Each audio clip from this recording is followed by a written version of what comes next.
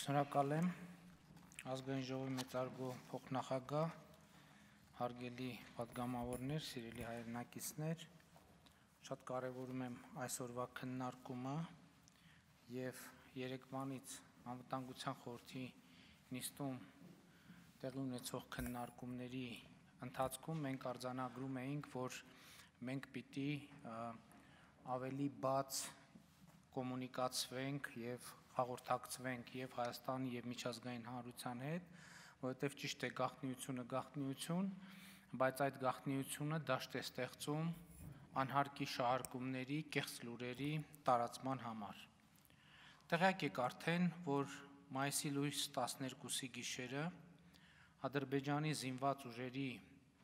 տարբեր ստորաբաժանումներ ներկայացնող մի շարք խմբեր հատել են Հայաստանի Հանրապետության սահմանը եւ փորձել են դիրքավորվել Հայաստանի Հանրապետության տարածքում։ Հայաստանի Հանրապետության զինված ուժերը մարտավարական կանխարգելիչ գործողություններ են իրականացրել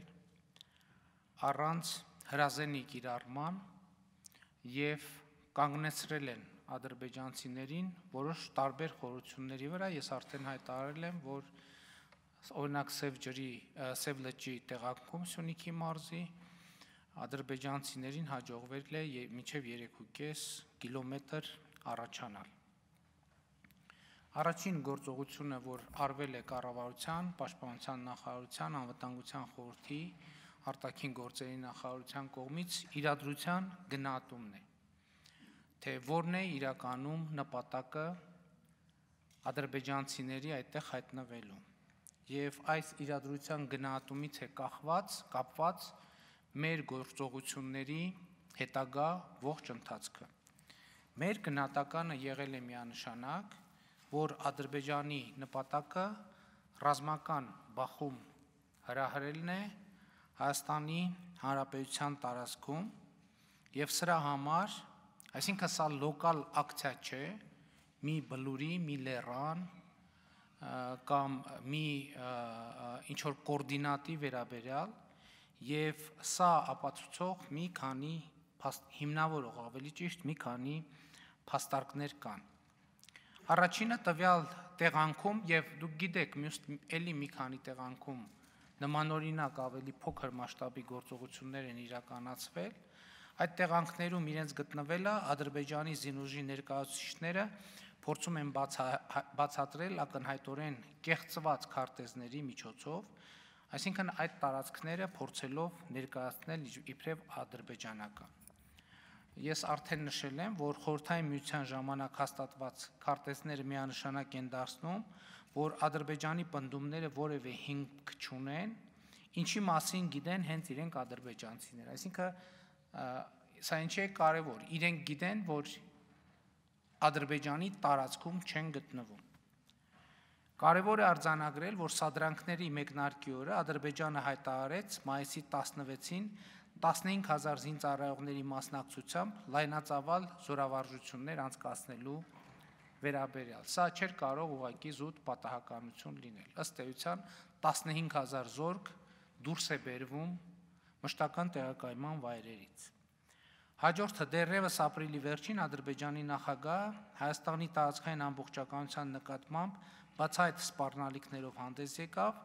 ասելով, որ ուժի գործադրմամբ միջանց կբացի Ադրբեջանի եւ Նախիջևանի միջև, ինչպես ինքն է հորդորում Զանգեզուրի միջանցքի տեսքով։ Եվ հաջորդ կարևորագույն փաստարկը, եթե մենք ուշադիր նայենք քարտեզին, մենք կտեսնենք, որ Սև լիճը գտնվում է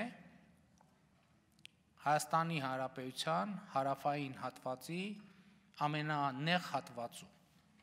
որտեղ Հայաստանի արևելյան եւ արևմտյան սահմանների միջև հեռավորությունը ամենաքիչն է բոլոր տեղանքներից եւ սա նույնպես կարևոր արձանագրում է։ Ահա այս փաստերի արձանագրման բերումով է, որ մենք վերլուծելով իրավիճակը որոշում ենք կայացրել, գործի դնել Հայաստանի Հանրապետության անվտանգային համակարգի ռազմաքաղաքական մեխանիզմները։ Այսինքն, եթե այստեղ խնդիրը լիներ մի տեղանքի, մի բլուրի վերաբերյալ,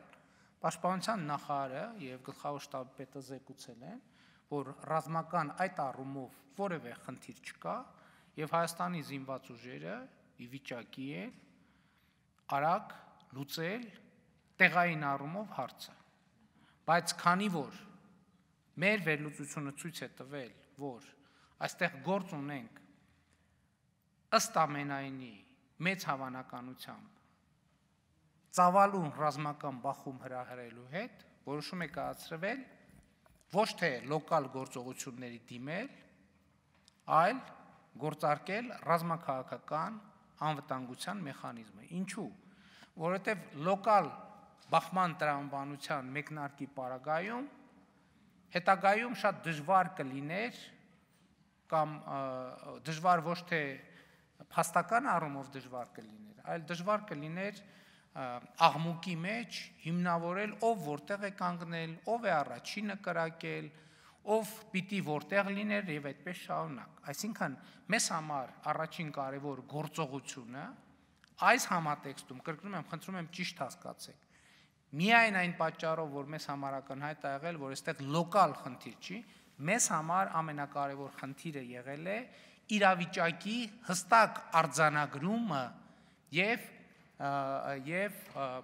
ապացուցելիությունը հիմնավորելը։ Այս պատճառով գործի է դրվել Հավաքական անվտանգության պայմանագրի վերաբերյալ երկրորդ հոդվածը, որտեղ ասվում է. մասնակից պետությունները միմյանց հետ խորհրդակցելու եւ իրենց շահերը շոշափող միջազգային անվտանգության բոլոր կարևոր հարցերի շուրջ եւ համաձայնության կգան այդ հարցերի վերաբերյալ։ Մեկ կամ մի քանի մասնակից պետությունների անվտանգությանը, տարածքային ամբողջականությանը եւ ինքնիշխանությանը սպառնացող վտանգի կամ միջազգային խաղաղությանն ու անվտանգությանը սպառնացող վտանգի դեպքում մասնակից պետություններն անմիջապես կակտիվացնեն համատեղ խորհրդակցությունների մեխանիզմը իրենց դիրքորոշումները համակարգելու եւ ծագած սպառնալիքը վերացնելու նպատակով միջոցներ ձեռնարկելու համար։ Երեկ երեկոյան անվտանգության խորհրդի նիստում ես երեկոյան ժամը 7-ին հանձնարարական եմ տվել անվտանգության խորհրդի քարտուղարին, արտաքին գործերի նախարարին, պաշտպանության նախարարին գործարկել հավաքական անվտանգության պայմանագրով նախատեսված մեխանիզմները։ Երեկ երեկոյան ժամը 7-ին։ Երեկ երեկոյան մինչև կեսգիշերն անց փաստաթղթերը պատրաստվել են անհրաժեշտ, այսօր վաղ առավոտյան ուղարկվել են, ընթացք է տրվել, արդեն միջազգային ընթացք է տրվել եւ կեսօրից հետո բոլոր փաստաթղթերը մուտք են արվել համապատասխան եւ հասցվել են հասցեատերերի։ Ես ուզում եմ արձանագրել, որ գործընթացը նախատեսում է հետեւյալը, որ առաջինը նամակը պետք է ուղղվի հավաքական անվտանգության պայմանագրի կազմակերպության խորհրդի նախագահողին, տվյալ դեպքում նախագահողը Տաջիկստանի նախագահ Էմոմալի Ռահմոնն է եւ ընթացակարգի առաջին գործողությունը նրան նամակով դիմելն է, որից հետո առաջիկա օրերին պետք է գործարկվի համատեղ կոնսուլտացիաների մեխանիզմը եւ ձևավորվեն համատեղ գործողությունների առաջարկ համաձայն ՀԱՊԿ 2010 թվականի դեկտեմբերի 10-ի ճգնաժամային իրավիճակներին արձագանքման կանոնակարգի։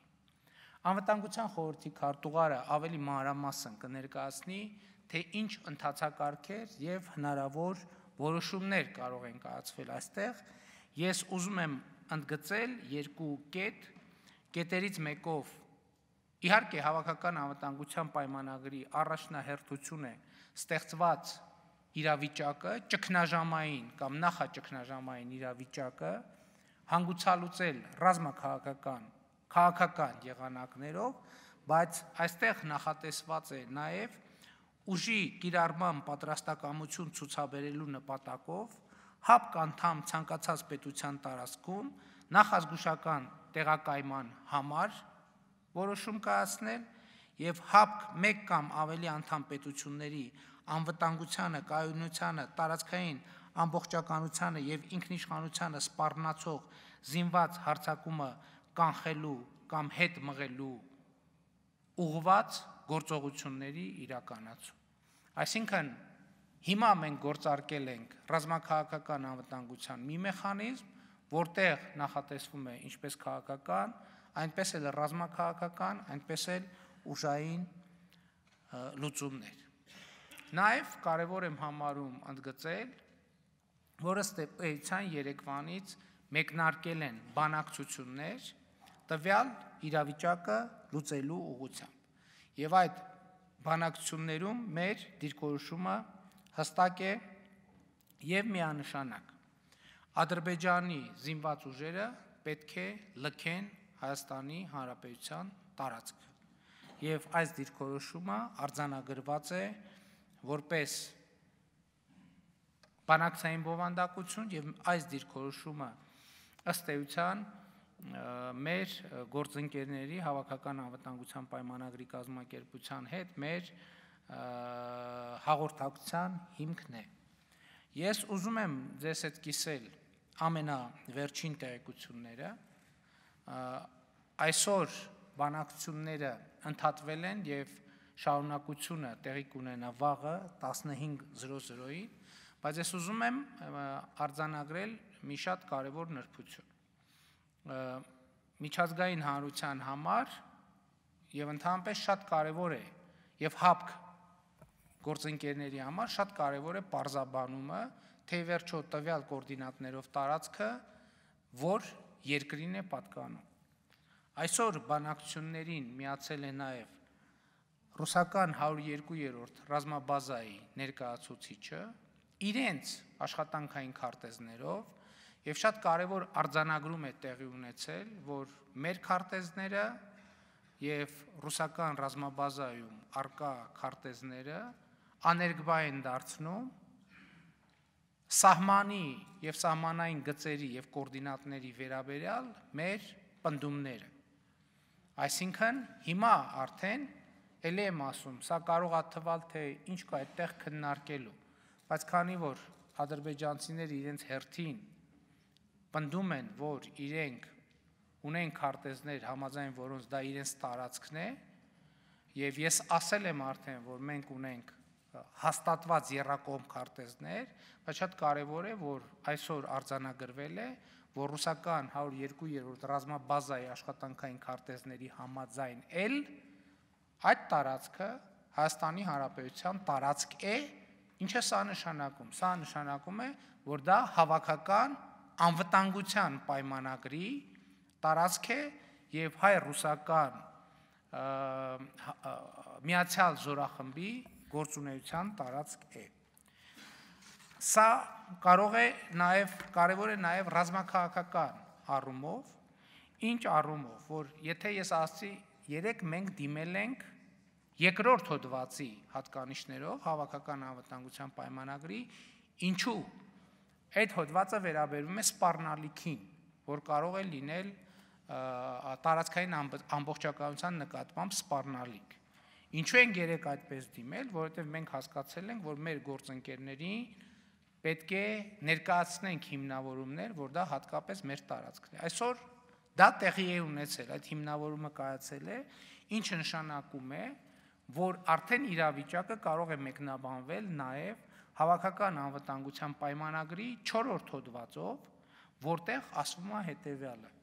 Եթե մասնակից պետություններից մեկը ենթարկվի ագրեսիայի որևէ պետության կամ պետությունների խմբի կողմից,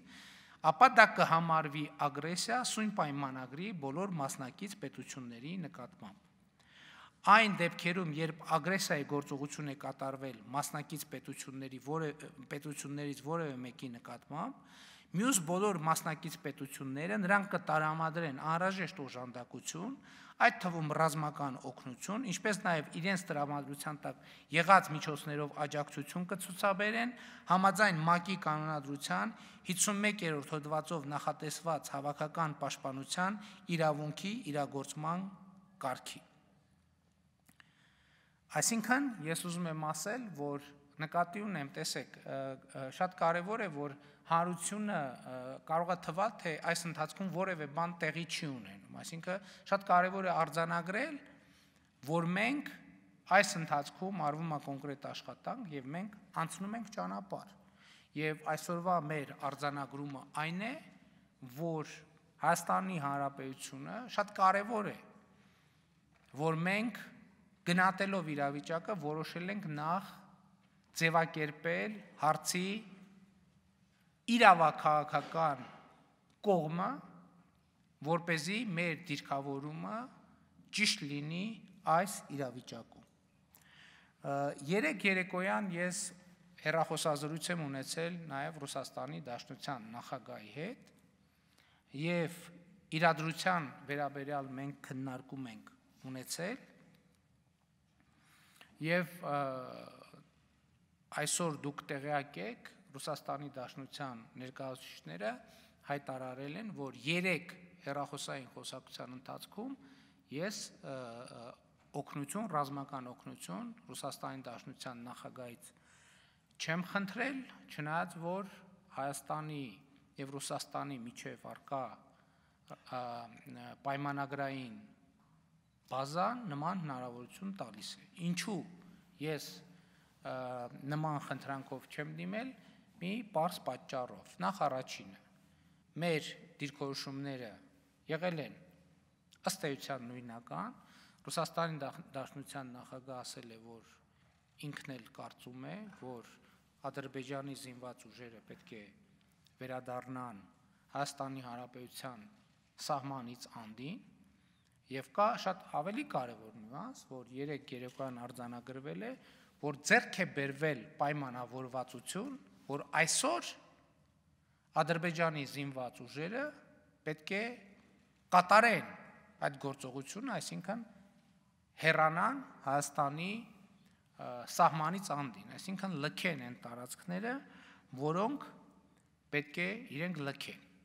Ես ուզում եմ ասել, որ վերջին օրվա ընթացքում, այսինքն երեկվանից մինչև այսօր, այդ պայմանավորվածությունը կատարվել է մասամբ, այսինքն կան տեղեր, կան կետեր, որտեղ Ադրբեջանի զինված ուժերը լքել են, բայց քանի որ պայմանավորվածությունը չի կատարվել ամբողջությամբ, այսօր ես նաև նամակով դիմել եմ Ռուսաստանի Դաշնության նախագահին, այսինքն 3 չդիմելու պատճառն այն էր, որ արձանագրված էր ամենաբարձր մակարդակով, որ այսօր պետք է զորքերի դուրսբերում տեղի ունենա, բայց այսօր, քանի որ բանակցությունների ընթացքը ցույց տվեց, որ համենայն դեպս այսօրվա ընթացքում պայմանավորվածությունը լիարժեք չի կատարվի,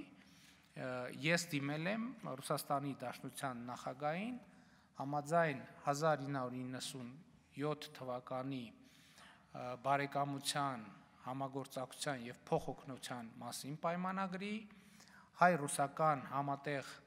զորախմբի վերաբերյալ պայմանագրի, Ռուսաստանի Դաշնությունը այս իրավիճակում, այդ թվում ռազմական օգնություն ցուցաբերի Հայաստանի Հանրապետությանը։ 3 տեղյակ եք, որ ես հեռախոսազրույց եմ ունեցել նաև Ֆրանսիայի նախագահի հետ։ Ֆրանսիայի նախագահի դիրքորոշումը նույնպես եղել է միանշանակ, ավելին Ֆրանսիայի նախագահը հայտարարել է, ասել է, որ ինքը դիտարկում է հարցի ներառումը, հարցի տեղափոխումը Միացյալ Ազգերի կազմակերպության անվտանգության խորհուրդ եւ ասել է, որ անվտանգության ՄԱԿ-ի մանդատով ըստ անհրաժեշտության Ֆրանսիան պատրաստ է նաեւ ռազմական աջակցություն ցուցաբերել հարցի կարգավորման միջազգային ջանքերին։ Իհարկե շատ կարևոր եմ համարում, որ այս թեմայով անվտանգության խորհրդի մշտական անդամները միմյանց հետ հաղորդակցության մեջ լինեն, քննարկեն եւ իհարկե մենք